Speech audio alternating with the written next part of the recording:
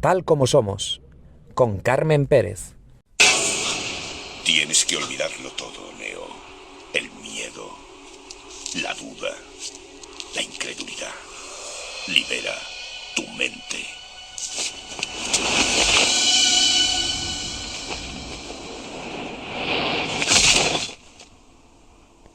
Vaya. Escuchamos la voz de Morfeo, personaje de la saga ficticia Matrix y quien controla al Ejido, que terminaría con la guerra contra las máquinas de la Matrix. Bueno, y al final a Neo. A ver, no tiene mucho que ver con el tema del que vamos a hablar en este tercer episodio de la tercera temporada, pero me apetecía poner un fragmento de la película Matrix. Sí tiene que ver Morfeo. ¿Morfeo por qué? Porque Morfeo en la mitología griega es el dios de los sueños. Y es que hoy vamos a hablar de la interpretación de los sueños con el psicólogo José Díaz de la Cruz. Y no será, como estamos acostumbrados, el único tema que tratemos en este tercer episodio. Ahora vamos a escuchar la pista del siguiente. ¿Me puedes ver? ¿Puedes ver a mamá? Mamá, ¿dónde estás?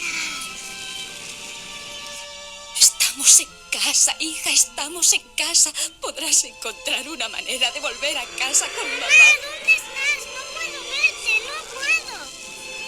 Me asusta la luz, mamá. Me asusta la luz. Dígale que se aparte de la luz. Puede que sea una forma de salir. Es una forma de salir, dígaselo enseguida. Escuchando el fragmento de la película que seguro ya saben cuál es, seguro que como me ha pasado a mí se han quedado con una sensación algo extraña. Ya sé de una persona que esta noche no va a dormir muy bien. Se trata de Poltergeist, película que se llamó en España Poltergeist, Fenómenos Extraños, una película de terror y suspense de 1982 dirigida por Todd Hooper. Es la primera entrega de una trilogía. Fue producida por Steven Spielberg. La he puesto porque vamos a hablar en este tercer episodio con Norberto Trujillo de aquellas películas que tienen que ver con casas encantadas. Pues sí, vamos a hablar sobre este tema que ya hemos tratado otras veces aquí en Tal Como Somos, pero esta vez desde el cine, desde esa referencia que siempre tenemos aquí con el séptimo arte. Y no será el único tema que tratemos, vamos a contar de nuevo también con el escritor Benito Olmo, que nos va a presentar su nueva novela. Ya estuvo en el primer episodio de Tal Como Somos, y lo echábamos de menos. Nos va a contar en qué consiste y sus próximos proyectos. Darles las gracias. Espero y deseo que estén maravillosamente bien. Y ahora sí, ya conocidos todos los temas que vamos a tratar en este episodio, solo me queda decir que comenzamos.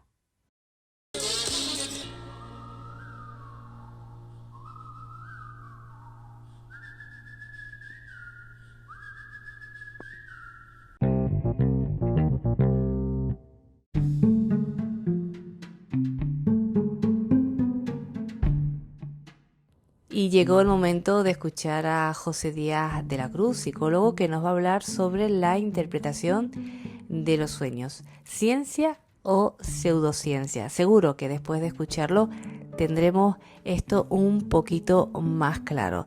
Estoy convencida de que la intervención de José no les va a dejar indiferentes. Lo escuchamos. ¿Quién no ha soñado alguna vez con caerse al vacío? Pues incluso hasta su propia muerte. Esto pasa en el sueño normalmente, ¿no? Ya tuvimos en su momento, y que nos encanta tenerlo por aquí, a José Díaz de la Cruz, psicólogo, que nos va a hablar de este tema tan apasionante que nos han pedido en muchas ocasiones ustedes que están ahí al otro lado de las ondas, y lo vamos a saludar ya. Hola José, ¿qué tal? ¿Cómo estás? Hola Carmen y hola a la audiencia, los oyentes. Muy buenas, ¿qué tal? Encantados de tenerte por aquí y sobre todo tratando un tema tan interesante como este. Un tema que sé que te interesa a ti mucho también y que del que has investigado mucho, porque de los sueños, de la interpretación de los sueños se puede hablar bastante. Antes de entrar me hablabas incluso de la mitología, ¿no? Griega sobre este Sí, tema. sí, efectivamente. Es que a poco que podamos ver de dónde viene mucha de la etimología de nuestras palabras, a veces es ineludible el tener que mirar a... Es un tema apasionante, el mundo de los sueños, ¿no? Y a poco que pensemos en quién fue el dios de los sueños, casi todo el mundo va a decir Morfeo, ¿no?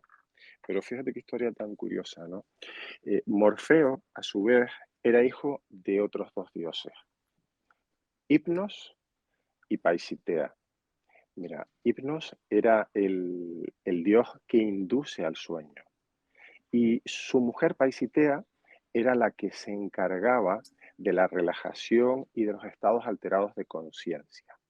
Entonces tienen 1000 hijos que se llaman los oniros, fíjate, y se habla en lenguaje coloquial, incluso científico, de estados oníricos. El mundo onírico es el mundo de los sueños. Y esos Ujú. eran los hijos de Hipnos y Paisitea. Y de estos hay tres, sobre todo dos que son muy conocidos. Morfeo y Fobetor. Fobetor, que suena a fobia, ¿no? Pues Efectivamente. Fobetor nos traía las pesadillas y Morfeo nos trae los sueños. Entonces, fíjate ahora un detalle muy curioso, Carmen, y es que Morfeo, siendo el dios más conocido de los sueños, fue castigado por Zeus por revelar secretos a los mortales a través de los sueños. ¿Quién no ha tenido un sueño revelador? ¿Quién no ha tenido un sueño que parece desordenado, que parece un poco sin sentido, un poco lógico, un poco loco, pero a Ujú. poco que uno se para ahí y le encuentra un sentido a ese sueño, ¿no? Pues ese era el dios Morfeo el que se encargaba de ese trabajo, ¿no? Ujú. De aumentar nuestra conciencia, de entrar en otro estado alterado de conciencia, a través del cual tuviéramos un insight. Es como una revelación, un darse cuenta importante. No, está muy interesante lo que nos cuentas y bueno, seguro que los oyentes están prestando mucha atención como ahora, porque como bien dice, cuando hablamos de mitología, te viene enseguida Morfeo. Bueno, Morfeo también te viene porque ya sabemos aquí que nos encanta el cine por la película Matrix, pero en este caso tiene su sentido. Y lo que comentas, ¿no? La interpretación de los sueños, que fue castigado Morfeo por Zeus, por eso mismo, ¿no? Porque enviaba mensajes a través de los sueños. Yo no sé qué opinión tienes tú al respecto, porque muchas veces se habla de que si es una ciencia o una pseudociencia esto de interpretar los sueños. Pues la pregunta, yo creo, antes de responderte, yo la pondría en un contexto, ¿no? De dónde viene el desarrollo científico, ¿no?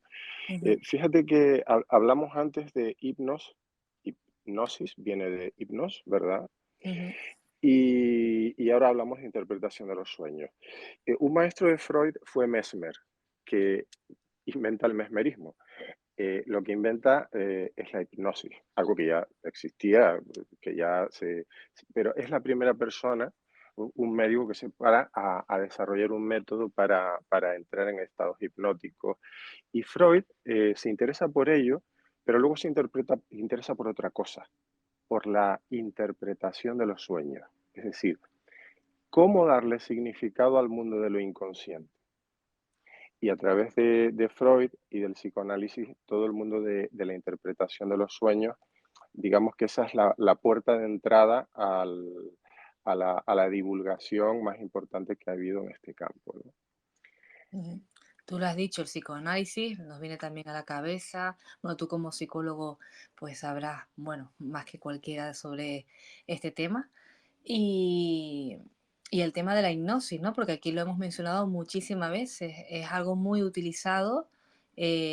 Bueno, hay después muchos libros basados en esto de la hipnosis y demás, pero claro, es como todo, a mí siempre, por lo menos a mí me viene esa duda, eso tiene su base científica, eh, ayuda, todo esto.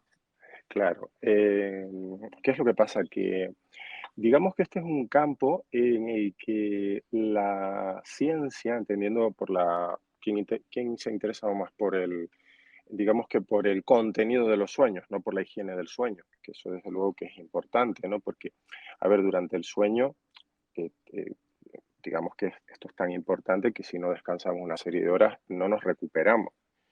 Entonces, pero si hablamos de interesarnos por el contenido y la interpretación de los sueños, eso dentro del mundo de la ciencia siempre ha quedado un poco olvidado, como si eso, al sonar también a psicoanálisis, digamos que la ciencia no se ha interesado tanto y ha quedado como un poco fuera de contexto. Pero hay autores más recientes, ¿no?, que empiezan a estudiar esto de los sueños y no solo desde el psicoanálisis, sino desde otras perspectivas, incluso pues, más próximas a lo que es el mundo de la investigación científica, incluso desde lo cognitivo-conductual, ¿no? Porque el caso es que soñamos, y eso es un hecho. ¿Qué es lo que pasa? Que si ahora tratamos de interpretar los sueños, ahí digamos que todo el mundo se aventura a interpretar y te puedes encontrar miles de libros y páginas en internet, puedo decir que no sirven prácticamente para nada. ¿Por qué? Porque soñar con determinadas cosas no quiere decir que tenga el mismo significado para todo el mundo. Por Ujú. ejemplo, para Seligman, que es uno de los autores así, que fue presidente de la Asociación de Psicólogos Americana, de los más importantes, decía que no tenía sentido los sueños, lo que pasa es que nuestra mente necesita ordenar, entonces luego le da un significado. Pero luego hay muchos otros autores con los que yo estoy de acuerdo, es con que, digamos, que nuestro cerebro no funciona solamente de una manera racional, lineal, sino que muchas veces funciona de una manera analógica, es decir, por metáforas. Y a veces esas metáforas, cuando uno las interpreta, te pueden ser útiles. De la misma manera que una mala interpretación, pues no te puede servir para nada. Es decir, soñar con la muerte, si uno lo interpreta como que eso es lo que me va a pasar, pues puede que no sea útil si lo que te induce es a evitar, a desarrollar una fobia. Pero si a lo mejor tiene que ver con un periodo en el que tú dices, hay algo de mi vida que está llegando a su fin y que necesito transformarlo y hacer un cambio en mi vida, pues a lo mejor soñar con que te mueres o con que fallece una parte, algo importante en ti, te puede ayudar a tomar conciencia del valor que tiene a lo mejor esa persona que no le estás dando tiempo o de que necesitas cerrar una etapa. Entonces sí, cada vez, si yo te diría, tratar de ir a interpretaciones que estén un poquito, digamos que cerca de lo que es lo psicológico. Claro, es lo que te estoy entendiendo. Es, por ejemplo, tú como psicólogo, pues alguien que te llega a tu consulta y cuenta pues que tiene un poquito de ansiedad y sueña con determinadas situaciones, pues tú lo puedes eso pues utilizar, ¿no? Para más o menos ver lo que le preocupa, ¿no? Si es algo muy recurrente. Efectivamente, porque digamos que, ¿qué es lo que se suele manifestar sobre todo a través de nuestros sueños? Pues casi siempre lo que es más emergente en ese momento de nuestra vida, es decir, lo que nos preocupa mucho, lo que deseamos mucho. Ujú. ¿Sí? Entonces, lo que está más presente en ese momento. Lo que pasa es que hay que ponerle el Dream Translator, es decir, hay que bajar a interpretar ese sueño. Pocas veces el sueño es como, eh, es tan lineal como si tengo que ver cómo pago las facturas. A lo mejor no sueñas con eso. A lo mejor lo que sueñas es con que en la casa se te está viniendo arriba, que no tienes, que no tienes dinero para las obras, que te ves agobiado, que estás huyendo, y a lo mejor tiene que ver con esa situación en concreto de tu vida, ¿vale? Ujú. Y José, porque claro, lo mencionaste antes, el tema de la higiene del sueño, es decir, descansar lo suficiente. Porque una cosa que escucho muy a menudo, continuamente, imagino que tú más, el tema de no dormir. Bueno, que eso ya es un tema que trataremos, el tema del insomnio, que cuesta mucho y demás, y que hay personas que realmente pues tendrán sus momentos, pero hay personas que no sueñan, que dicen, pues yo no sueño nada, o yo no me acuerdo de lo que he soñado. Bueno, pues este es otro aspecto muy interesante porque los estudios que se han hecho sobre el sueño nos vienen a decir que sí, que soñamos, lo que es muy posible es que no recordemos lo que soñamos. Sí, es muy probable que cada persona tenga 4 momentos de sueño en toda la noche, porque soñamos sobre todo en la fase REM. La fase REM es la fase, esta en la que tenemos los ojos cerrados y se mueven rápidamente de un lado a otro. Vale. Entonces, en esos momentos soñamos y generalmente hay un despertar a continuación. Ahora, no te acuerdas porque te vuelves a quedar dormido. Sí. Entonces, ¿se puede uno entrenar para recordar sus sueños? Efectivamente. Yo a veces a mis pacientes les digo, anota los sueños, tengo un diario de sueños, porque hay ocasiones en las que el- las personas no siempre son conscientes, están demasiado atareadas, están demasiado preocupadas, demasiado ocupadas, y a lo mejor no le quiero hacer caso al inconsciente, pero el inconsciente está con nosotros durante todo el día y está con nosotros especialmente durante la noche, porque durante la noche solo soñamos. Y para nuestro cerebro lo que estamos soñando es tan real como lo que estamos viviendo el resto del día, porque es como si lo proyectáramos en la misma zona del cerebro, es como no interpreta si es un sueño o si es realidad. Entonces, puede ser muy útil también para enfrentar miedos, para aumentar nuestra conciencia. Entonces, especialmente cuando logramos hacer una buena interpretación. Así Entonces, que lo que nos estás indicando, José, es eso, ¿no? Que es muy importante, que hay personas que sueñan y dicen, bueno, pues ya está, no ha pasado nada, pero que sí que es importante, pues, para aquellas personas que están pasando por un momento de estrés, pues apuntar, ¿no? Anotar esos sueños que tienen, porque incluso puede ser una herramienta para solucionar, pues, ese estado de ansiedad. pues claro, claro, porque es que si, mira, yo digo que perdón, el momento más estresante que he vivido yo en los últimos años fue en un sueño que Es- lo estaba viviendo muy angustiadamente y que tenía que ver con algo también que tenía que ver con mi trabajo, ¿no? Em, entonces, claro, si uno está muy angustiado durante el sueño, seguramente esto se vaya a manifestar y también nos puede ayudar a obtener claves de cara a enfrentarlo. Pero como tú dices, es que no me acuerdo de mis sueños. Pues mira, a ver, ¿cuántas veces tú has querido madrugar, por ejemplo, para ir a coger un avión o hacer algo, a una hora que no es la habitual y te despiertas segundos antes de que suene el despertador? Esto nos pasa a casi todos. ¿Por qué? Porque decimos, "Os tengo que despertar a tal hora, me tengo que despertar a tal hora", te sugestionas y ahí te despiertas, justo antes de que suene el despertador. Es como si lleváramos un reloj interno. Y lo que está sucediendo es que uno puede utilizar ese poder que todos tenemos, todos somos sugestionables, para darnos autosugestiones. Y una autosugestión muy sencilla puede ser, cuando me despierte, voy a recordar mi sueño. Entonces, si tú te entrenas en decirte eso cada vez que vas a dormir, cuanto más lo hagas, más vas a recordar tu sueño. Yo recomiendo tener un cuaderno de sueños, de manera que cuando tú te despiertas, repasas el sueño y lo anotas, o lo anotas en el móvil. Aunque parezca que no tiene sentido, ya el Ujú. sentido muchas veces viene después. Le da sentido porque también José está, bueno, ya vamos al punto místico, ¿no? Las sensaciones que hemos tenido más de una vez, muchos de nosotros, que seguro que te ha pasado a ti también, de estar durmiendo y de repente tener la sensación que te caes al vacío. Y Exacto, es como que caes, es decir, la sensación es tan real que te tienes que despertar en muchas ocasiones porque, porque lo ves tal cual, ¿sabes? Incluso parece que estás cayendo en ese momento. No, ujú, es como que hasta así, o como una vez los ojos te caes de verdad. efectivamente.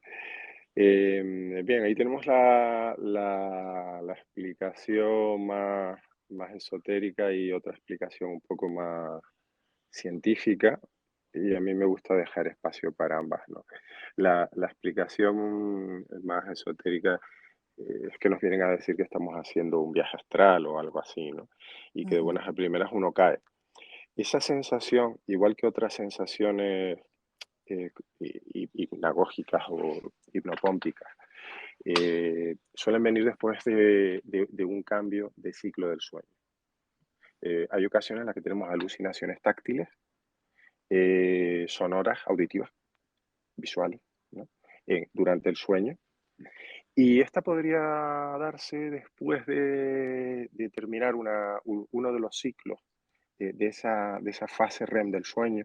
Pues solemos tener como pues, alrededor de 4 ciclos en el que vamos pasando de sueño no REM a sueño REM, ¿no? A lo largo de toda la noche. Y entonces, durante esa fase REM, digamos que hay una abolición total del tono muscular, uno está totalmente relajado y al terminar puede tener la sensación de que ha estado tan relajado que cae directamente sobre la cama. O abres los ojos y tú ves una figura también, ves a alguien, ¿no? ujú. Y esto suele estar relacionado con la parálisis del sueño y que en otras épocas pues se relacionaba con tema de incubo, sucubo, que pudieras estar viendo a alguien que te visitantes de dormitorio, ¿no? En el que a los que nos guste pues el mundo esotérico, siempre yo creo que es interesante dejar una ventana abierta al mundo místico, pero también hay una parte en la que esto es muy común y está bastante estudiado y se asocia a esto, ¿no?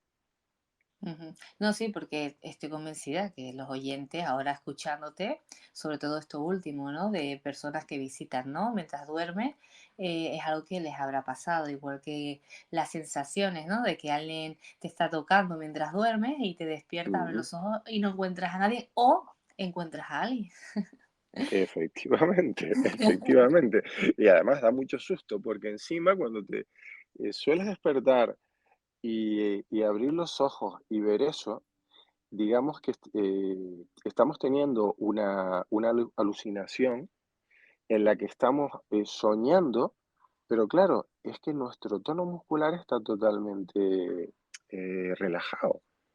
Entonces, ¿qué pasa? Que durante esa fase del sueño, esto se produce para protegernos, para que no nos hagamos daño y nos hagamos partícipe del sueño y nos vayamos por ahí y nos demos un golpe, ¿no?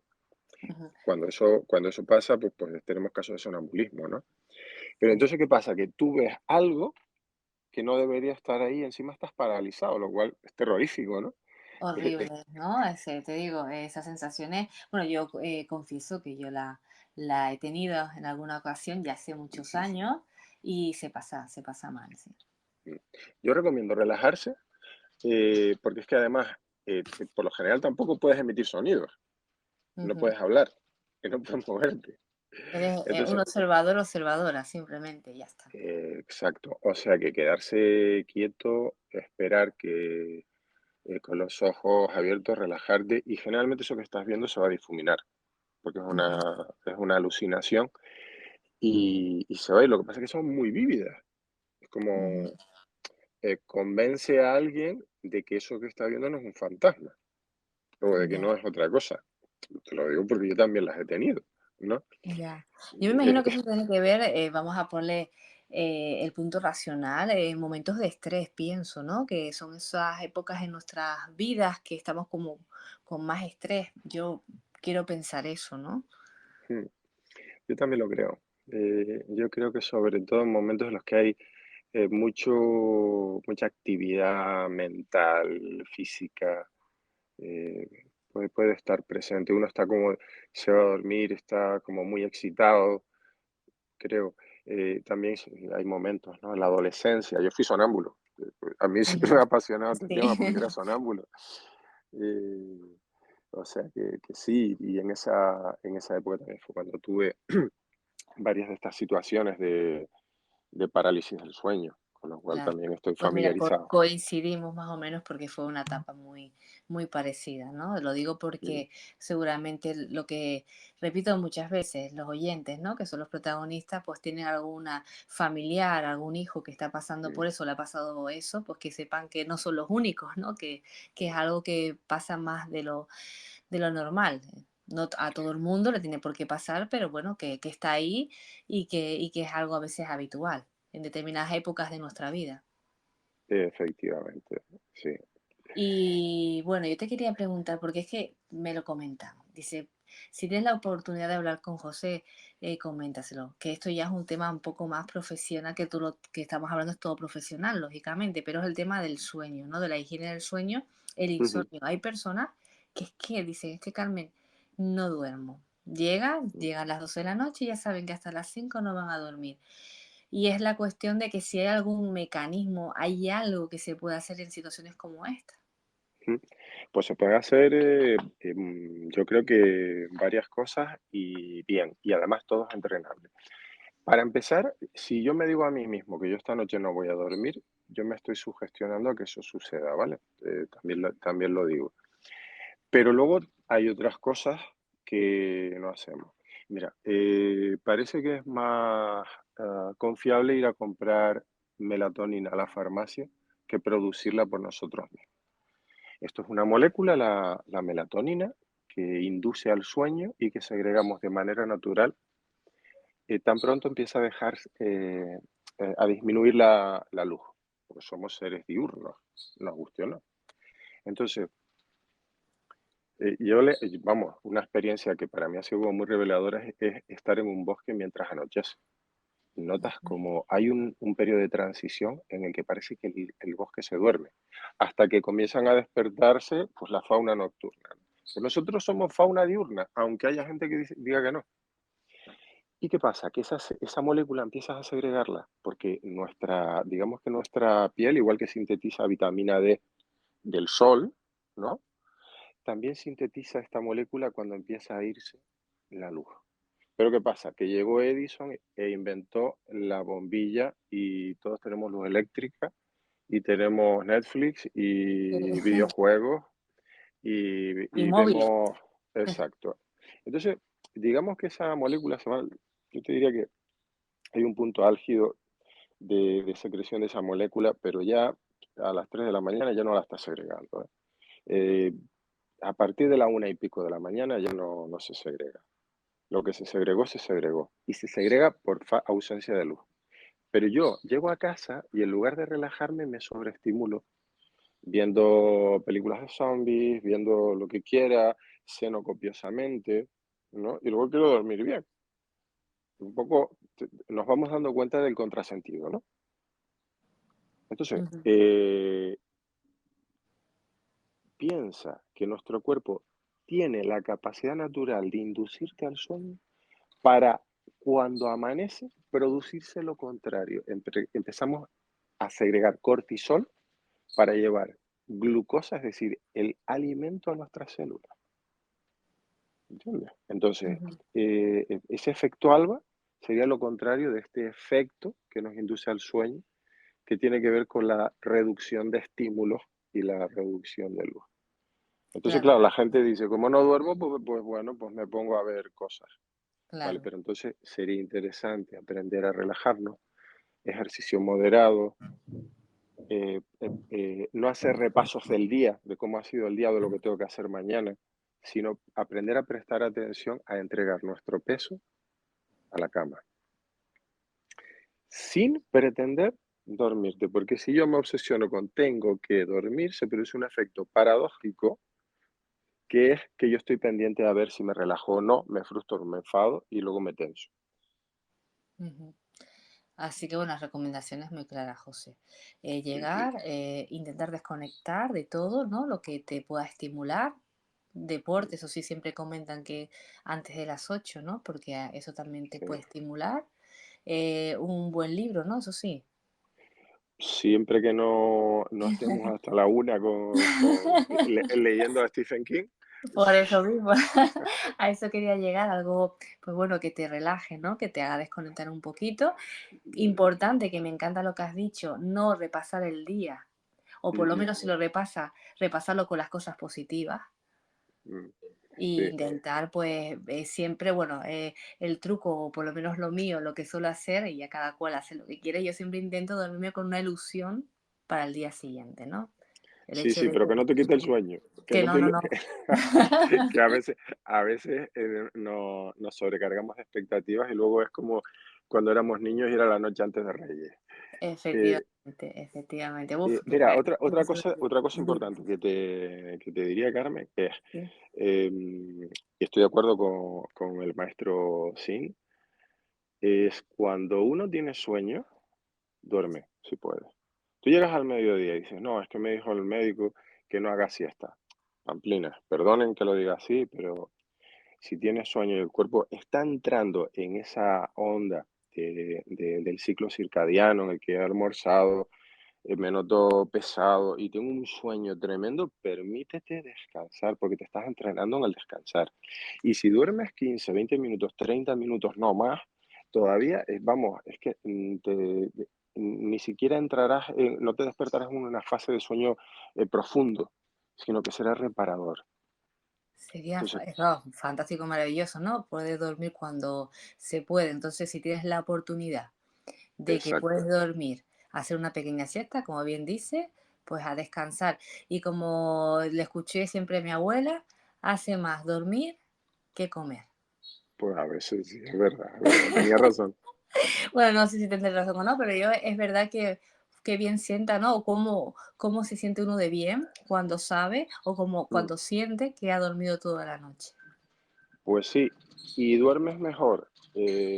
Imagínate, de 10 o de 11, sé que es complicado, pero de 11 a 7, ¿vale? Que de 2 a 10 de la mañana, aunque duermas 8 horas, porque nos Ujú. levantamos en otro momento. Nuestro cuerpo está hecho para el día. Pues sí, no, y hay que decir que, bueno, no todos tienen la fortuna de poder dormir por las noches, porque es verdad que todos no tenemos los mismos horarios en el en los trabajos y demás, Mm, pero bueno, si tenemos la gran fortuna de poder hacer lo que nos acabas de comentar, José, pues mejor que mejor. efectivamente. Pues que te digo, que como siempre un placer tenerte por tal como somos, que bueno, que nos seguiremos escuchando y que tengas una feliz noche, aunque todavía no es de noche, pero bueno, pues si haces la siesta, pues también una feliz siesta. Si tienes la oportunidad.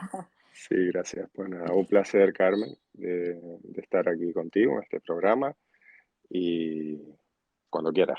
Venga, un abrazo inmenso, José, hasta la próxima. Venga, un abrazo. Hasta Gracias. luego.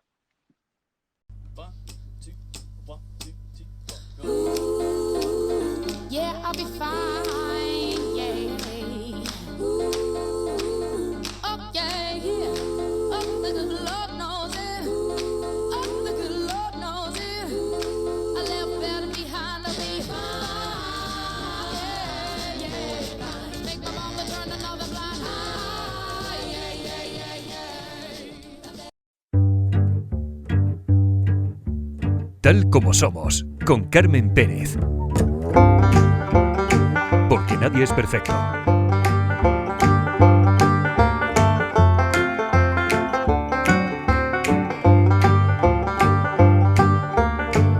Damn love couldn't go no further. Proud of and disgusted by her. Push on the little bro-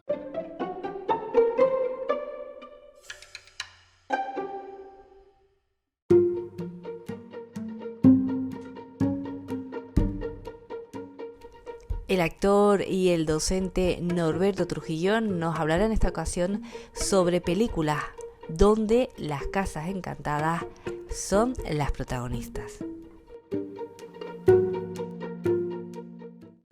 El cine de terror encierra un subgénero, que es el de las casas encantadas. Hace una semana hablamos con el actor y docente Norberto Trujillo sobre esas películas basadas en hechos reales que tienen que ver con asesinos en serie.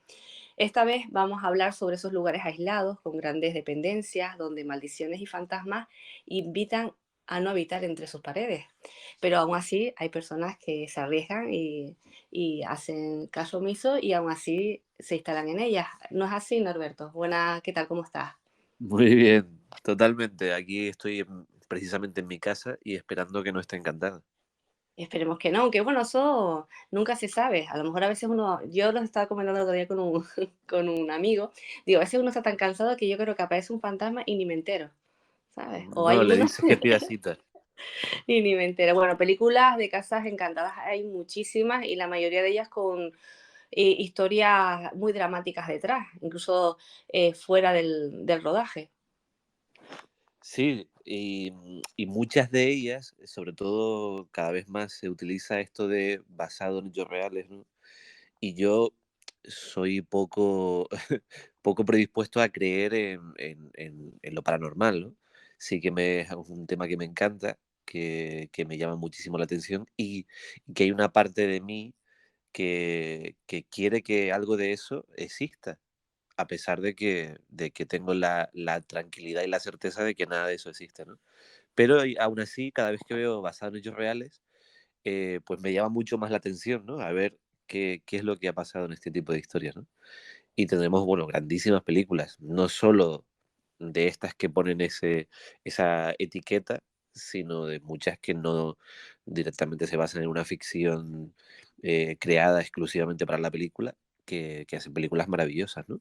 Sí, bueno, hace unos episodios atrás tuve la oportunidad de poner un fragmento de una secuencia de una película que, bueno, que seguro que los oyentes, y bueno, tú sobre todo, saben de qué va. Se trata de esa película de 1980, El Resplandor. Bueno, sin duda una de las mejores películas de casa encantada o en las que ocurre algo fuera de lo normal, ¿no? Que dirigida por el maravilloso Stanley Kubrick, que en la novela, bueno, Stephen King no estaba muy orgulloso de la película, ¿no? No estaba muy contento con la película y decía que habían destrozado su libro, ¿no? Seguramente destrozado, no sé, pero sí que no tiene nada que ver con el libro realmente, hay muchísima diferencia, pero creo que es uno de esos casos, una de esas raras avis en las que ambos formatos han conseguido un nivel de excelencia bastante alto, ¿no? Aunque no tengan nada que ver. Sí, no, después él hizo otra película ya quizás más para un poquito, no vamos a decir familiar, pero sí mucho más light que El Resplandor, con el Jack Nicholson, bueno, que el gran actor Jack Nicholson, que hace un papelazo tremendo en esta película.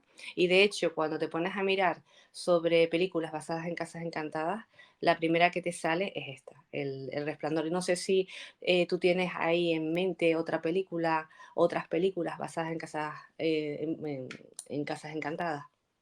Hombre, una, pero porque me marcó de infancia es Poltergeist, Mm, la original, la del 82, que evidentemente es una de esas que además también está precisamente basada en un hecho real de una casa que fue construida sobre un antiguo cementerio, ¿no? Que al final, ¿cuántas veces no hemos leído o visto alguna noticia sobre encuentran en el jardín huesos de... y entonces de repente había un cementerio allí o simplemente que alguien había enterrado a saber cuándo, hace 300 años, un cadáver allí, ¿no? Entonces, hay como muchísimas películas que tienen esta base de cuerpos enterrados que aparecen en una casa y luego o ocurrió algo antes de que se construyera esa casa, ocurrió algo en ese sitio, ¿no? Y entonces es como un terreno que no está sanado, ¿no? De alguna forma. no, Y y esta es esta película, bueno, que seguro que me lo vas a comentar, bueno, te voy a quitar a lo mejor esa oportunidad, pero bueno, que lo voy a comentar y ya está. De todas las películas tenemos pues esa secuencia. Mira, esta película que la vi solo una vez porque no la he podido volver a ver. Recuerdo la secuencia de esa tele, ¿no? De la Sí. tele, de la televisión. Sí, que además él luego daba el póster de la película, ponía precisamente esa imagen, ¿no? De la tele. Sí. Tremenda, ¿no? Y después esta película lo que tiene también es lo que comentaba hace un momentito, de que esas historias continúan después del rodaje, ¿no? Aquí se habló con esta película de fallecimiento incluso de algunos de los actores que participaron en ella. Sí, es como hablábamos, no sé si lo llegamos a hablar la otra vez o ha sido off topic, que lo hemos hablado de como El Exorcista, ¿no? Que tiene esa leyenda de todos los casos que hubo de personas del rodaje que sufrieron algún altercado, ¿no? Muchos de ellos son inventados, se ha magnificado esa historia, ¿no? Pero sí es verdad que al final ocurrieron, pero al final eso lo buscas con cualquier otra película que no tenga nada que ver con la película, con una comedia romántica cualquiera, y veremos que a todos los actores, actrices, técnicos, a todo el mundo le ha pasado algo, ¿no? Pero nos llama mucho más la atención cuando ocurre sobre una película de este género, ¿no? Que entonces ya empezamos como a darle la vuelta, a buscar, tendrá que ver con que algo despertaron, con que hay una maldición en la película, y realmente al final es algo totalmente normal, ¿no? Es causalidad, ¿no? Más que otra cosa. ¿No? Y también es una manera de marketing, ¿no? Una forma, una estrategia también de que te atraiga o tengas curiosidad por ver una película, ¿no? Si te gusta el terror y encima sabes que esta película, pues, bueno, para aquellos amantes, ¿no? Que no tengan miedo, ven que hay algo alrededor de ella, pues siempre genera esas ganas y esa curiosidad. Por ejemplo, como el tema que no tiene mucho que ver con esto, pero también es una película de terror, la del proyecto de la Bruja de Blair, También, que se que la dijo que forma- estaba basada en hechos reales, se generó ahí una promoción tremenda con poco dinero, ¿no? Realmente no se invirtió mucho y le fue efectiva Claro, utilizando eso. y es algo que luego pues se hizo demasiado, ya evidentemente ya el público no lo cree, ya no tiene, no es creíble, ¿no? Que en ese momento lo que utilizaron para vender que era real es que como todo es desde una cámara, eh, una videocámara casera, eh, la historia se basa, o sea, lo que vendieron se basaba en que todas esas imágenes se habían encontrado y entonces las habían editado para mostrarlas al público como si fuera un documental, pero que todas las imágenes eran reales, ¿no? Entonces hubo gente que evidentemente lo creyó, fue a verlo asumiendo ese concepto, y esa película funcionó precisamente porque no había otros precedentes sí que había precedentes de película encontrada, pero a este nivel de globalización no lo había. Esto lo que pasó es que luego aparecieron pues 100 películas más que repetían un poco este formato, ¿no? Que lo copiaban y ya el público no estaba dispuesto a creerlo, ¿no? Sí que al final, cuanto más tiempo dejes pasar, habrá nuevas generaciones que vuelvan a creer en que este tipo de formato, pues, va a estrenarse una película en la que las imágenes son reales, son encontradas. Y claro, luego cuando la vean, pues descubrirán investigando que hay 100 películas antes que esas, ¿no? Seguro, Pero no, funcionó por y el eso. ejemplo, sí, perdona, Norberto, sigue tú. No, es que ahora me vino a la cabeza la de Paranormal Activity también, que es más o menos muy parecida, ¿no? Que también se utilizó ese tipo de formato, también, si no me equivoco. Sí, aunque ahí sí es verdad que no ocultan la parte de ficción, ¿no? No ocultan que hay unos actores que, o sea, que es una representación actoral, ahí sí es verdad que no lo ocultan, pero el proyecto de la Bruja de Blair decía que no, ¿no? Que todo lo que se iba a ver no eran actores, ¿no? Que era gente que fue con una cámara y pasaron cosas. Como también pasó, que es para mí el mayor precedente, es Holocausto Caníbal, en la que precisamente el director incluso pagó a los actores y les hizo firmar un contrato en el que ellos se comprometían a durante un año desaparecer de todo el mundo artístico, que nadie supiera, o sea, que no salieran en la tele ni en ninguna película, que no trabajaran durante un año, precisamente porque sus personajes morían en la película y era para que el público creyera que habían sido asesinados de verdad, que se los habían comido los caníbales de verdad. Y hasta el punto llegó que al director lo enjuiciaron porque lo acusaron de haber asesinado a actores de verdad, con lo cual tuvo que romper un poco el contrato para que los actores fueran al juicio a decir, bueno, aquí estamos, no estamos muertos, somos actores. Y ahí imagínate, no había la globalización que hay ahora, ¿no? De que todo lo podemos comprobar en 5 minutos. Y en los 70, pues a ver cómo comprobabas que No, eso era verdad, tremendo, es ¿no? verdad. Ahora recuerdo esa película que incluso advertían, ¿no? A aquellas personas que iban al cine de que las imágenes eran impactantes y bueno, muchas personas se llegaron a desmayar y historias de esas características recuerdo durante bastantes años. Yo de hecho, esa no la llegué a ver. No sé si tú la llegaste a ver, Norberto. Yo la he visto, pero buscando primero en internet para ver en qué parte del minutaje salía, porque ahí matan animales de verdad en la película.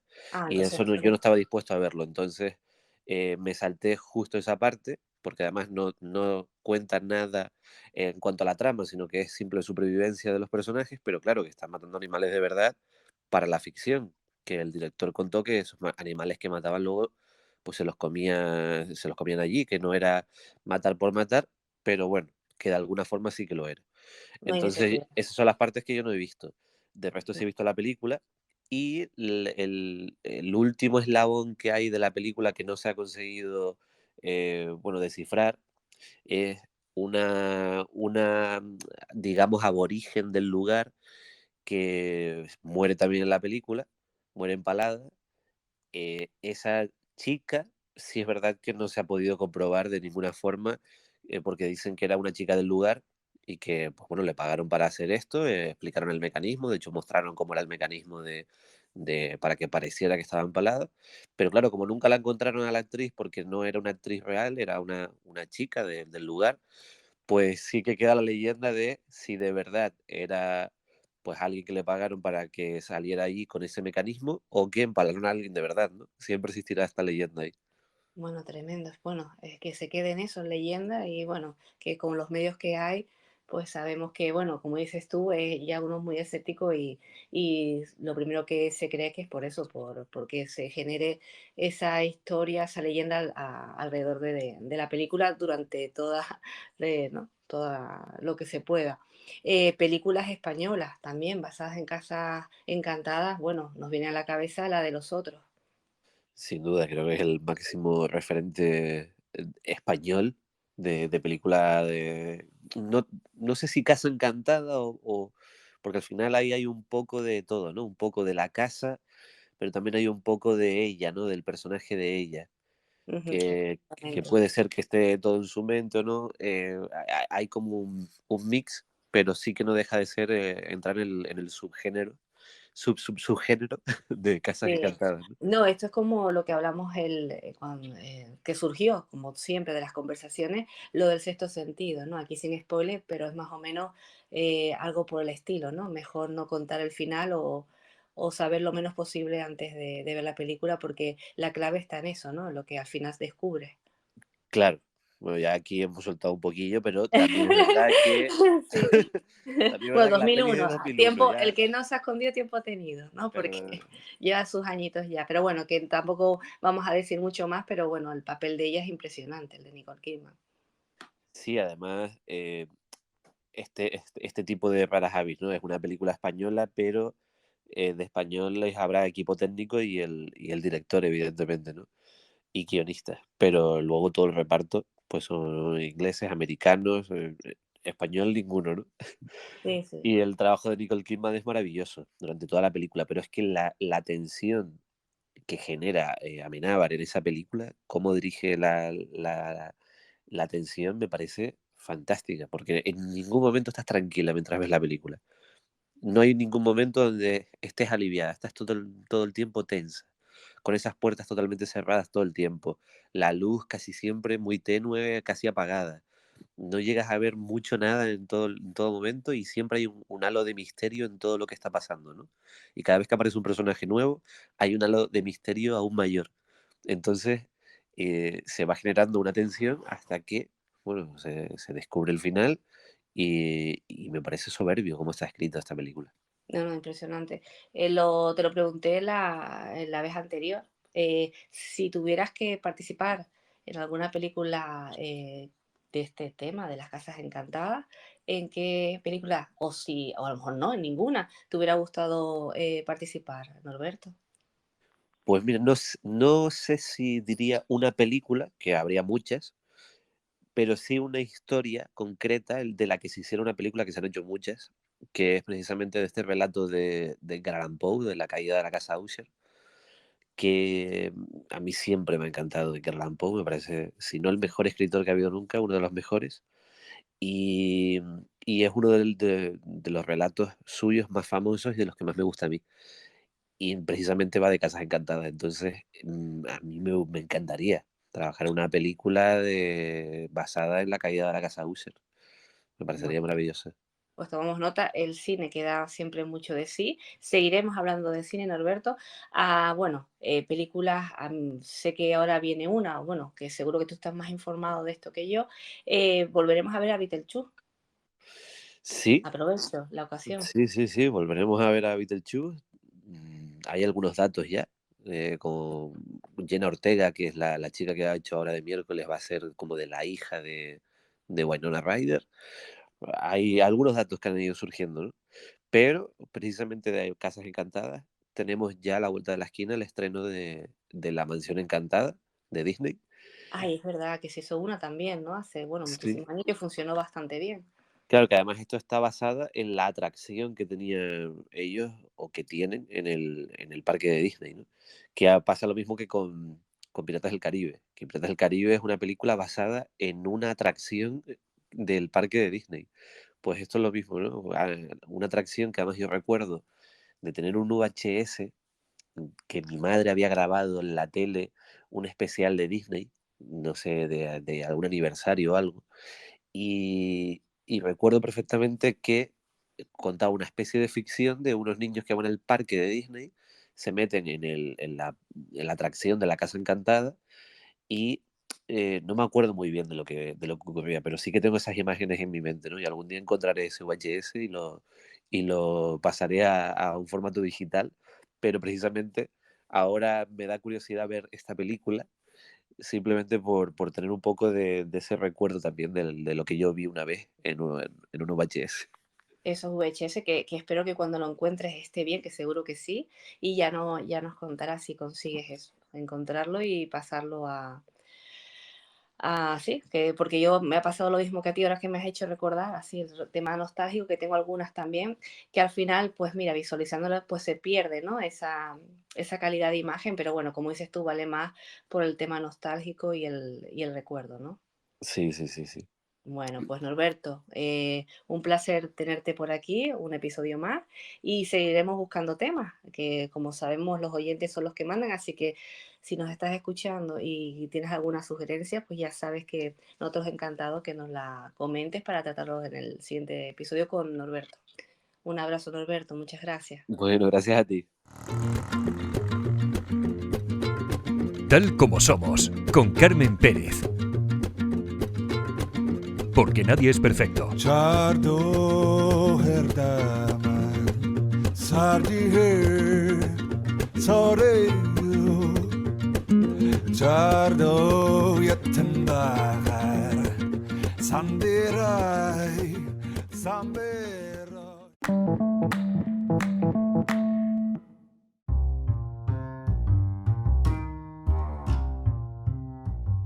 No podemos disimular la alegría que nos hace tener de nuevo en Tal como somos al escritor Benito Olmo. Lo teníamos en el primer episodio y es esa ilusión de volver a tenerlo por aquí, escucharlo y sobre todo con ganas de conocer un poco más sobre su nueva novela.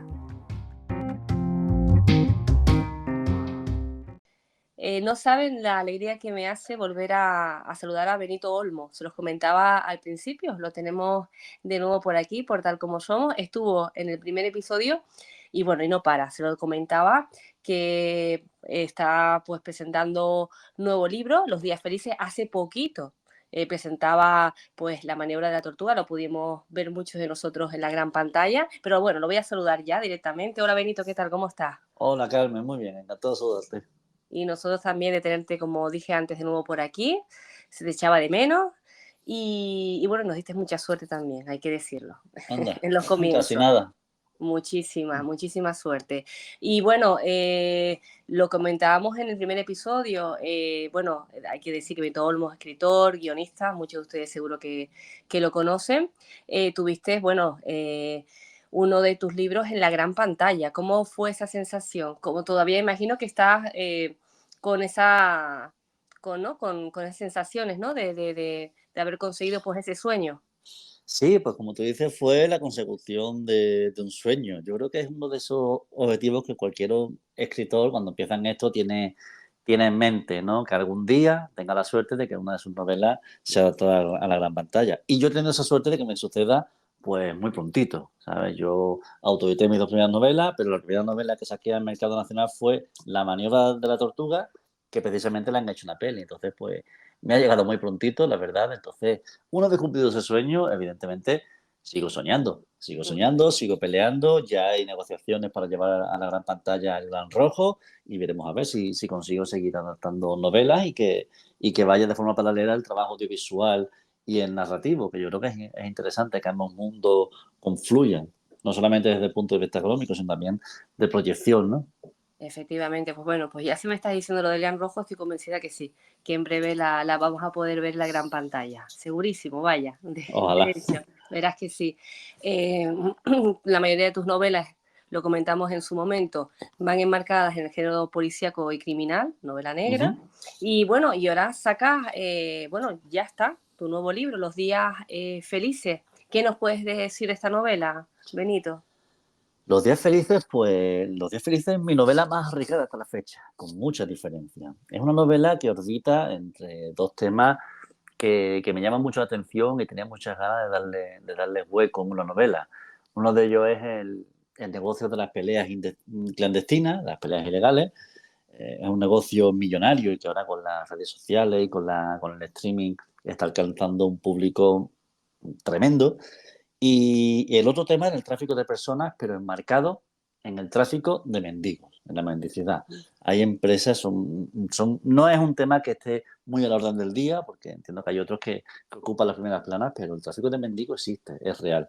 Hace poco pillaron una red de tráfico de mendigos en Francia que se dedicaba a secuestrar a personas de África. El último cargamento era de 300 personas, se las llevaban a Francia, los hacinaban allí en contenedores y los dejaban salir solamente pues para pedir limosna para ellos. Imagínate, si un mendigo a lo mejor se saca 40, 60, 100 euros al día, multiplicado por 300 al mes, es una industria millonaria, se podría decir.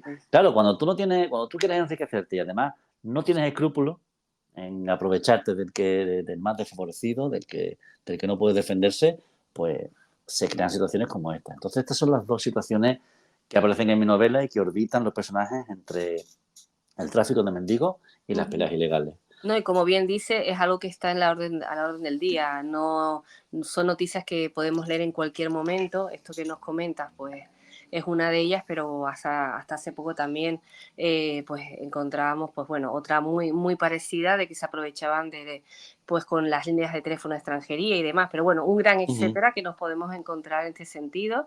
Y Benito, ¿dónde se desarrolla esta novela? Esta se desarrolla en Frankfurt. Aproveché que estaba viviendo en Frankfurt en el momento en el que se me ocurrió esta idea, y que en Frankfurt es una ciudad que se prodiga mucho para escribir novela negra por sus circunstancias. Es una ciudad muy cosmopolita, entonces pues como hay gente de todo el mundo y hay problemas al orden del día, pues ambienté allí esta novela, Los días felices, al igual que el Gran Rojo también se desarrolla allí. Y aproveché para recuperar un par de personajes del Gran Rojo precisamente, los recupero y los traslado a esta novela. Con lo cual es una novela completamente independiente, es una novela nueva, como parte de cero, pero recupero algunos personajes de mi novela anterior. Claro, que cualquier persona que a lo mejor no haya leído tus libros anteriores, que puede comprar tranquilamente esta novela, que no se pierde nada, ¿no? Exactamente, o incluso, sí. Le dará seguramente curiosidad por leer tus anteriores novelas. Sí, yo creo que es una forma de lectura diferente. Empezar por esta y si tienes interés de dónde vienen ciertos personajes, te vas al Gran Rojo y ves el origen. Y hablando de orden de lectura, precisamente, por eso te decía que es mi novela más arriesgada hasta la fecha, porque Los días felices tiene una peculiaridad muy importante, y es que es una novela que se puede leer de dos maneras diferentes. Es decir, esta novela se puede leer de la manera tradicional, pero también se puede leer de una forma alternativa que yo planteo al principio de la novela, leyendo unos determinados capítulos en un orden muy concreto, y eso cambia la lectura, eso cambia la película. De alguna manera hace que la lectura sea diferente. Entonces, una misma historia y dos formas de leerla. Y me No, ha costado muy, sudor muy y curioso. sangre darle forma a esto para que las dos formas de lectura tengan sentido.